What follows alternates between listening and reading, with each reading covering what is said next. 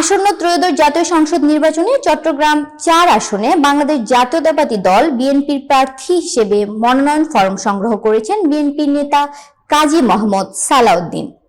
সীতাকুণ্ড প্রতিনিধি মোহাম্মদ রমিজ আলী জানান, বৃহস্পতিবার বিকেলে নির্বাচন কমিশনের নির্ধারিত নির্দেশনা অনুসরণ করে চট্টগ্রাম জেলা প্রশাসক ও জেলা রিটার্নিং কর্মকর্তার কার্যালয় থেকে কাজী সালাউদ্দিনের পক্ষে মনোনয়ন ফরম উত্তোলন করেন সীতাকুণ্ড উপজেলা বিএনপির সদস্য সচিব কাজী মহিউদ্দিন।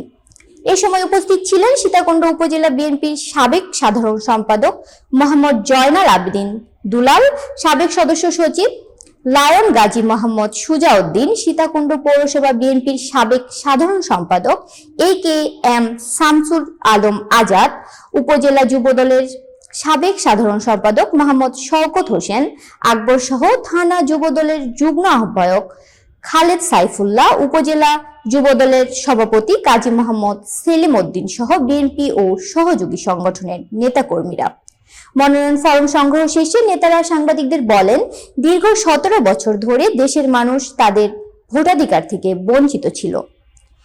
জনগণের ভোটাধিকার খর্ব করা হয়েছে। তারা আশাবাদ ব্যক্ত করে বলেন, আগামী ১২ ফেব্রুয়ারি জাতীয় সংসদ নির্বাচন যদি অবাধ, সুষ্ঠু ও নিরপেক্ষ হয় তাহলে মানুষ স্বতঃস্ফূর্তভাবে ভোটাধিকার প্রয়োগ করবে এবং বিএনপি বিপুল ভোটে বিজয়ী হবে।